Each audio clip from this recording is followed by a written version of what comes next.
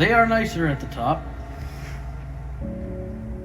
James Allen once wrote, "Mind is the master power that molds and makes, and man is mind.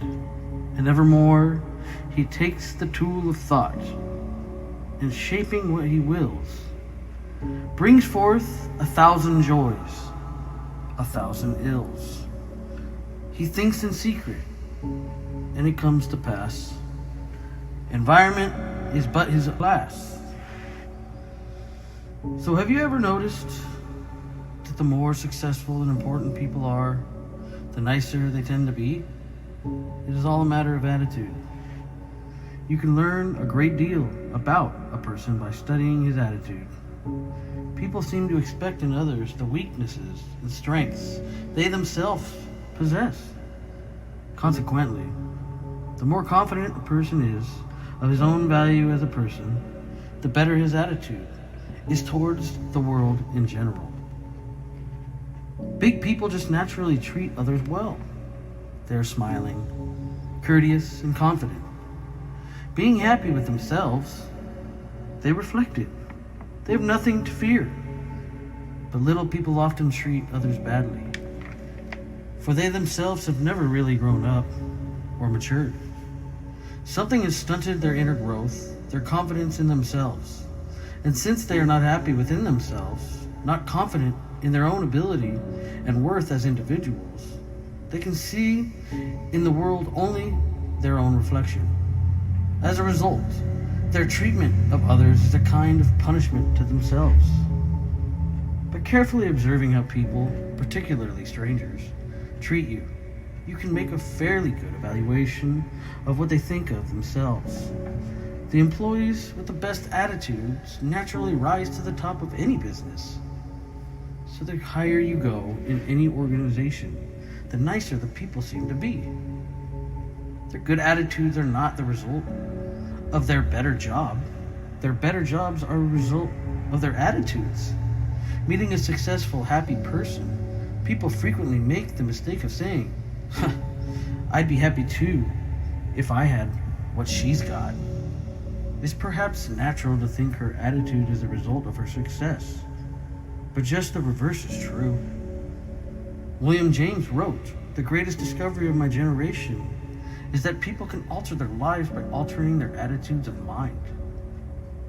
You see, all of us attract the kind of life that we as individuals represent. That is, before we can achieve something, we must become the kind of person to which this something would naturally belong. If you can visualize how you would act if you had everything you wanted, begin to act that way now and make the kind of attitude a habit.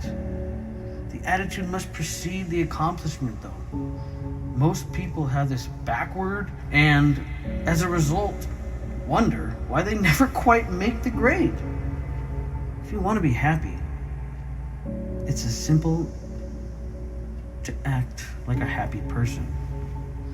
But furthermore, in one's own experience, off the book, but Josh,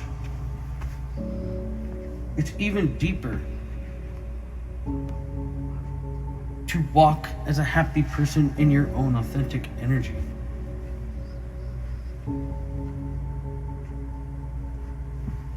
By knowing yourself, listening to the rightful voice that you know you've had since as long as you know. That voice, even if it has gone almost silent, spark that fire through creativity. Build something. Life is so simple. It's just many overwhelm themselves by thinking, "I must have all this shit." But you already have it.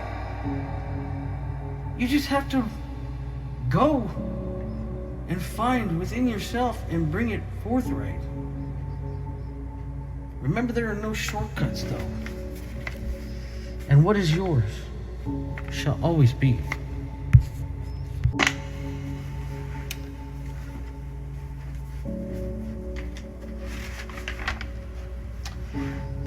They are nicer at the top. James Allen once wrote, "Mind is the master power that molds and makes, and man is mind. And evermore he takes the tool of thought, and shaping what he wills, brings forth 1,000 joys, 1,000 ills. He thinks in secret, and it comes to pass. Environment is but his glass." So have you ever noticed that the more successful and important people are, the nicer they tend to be?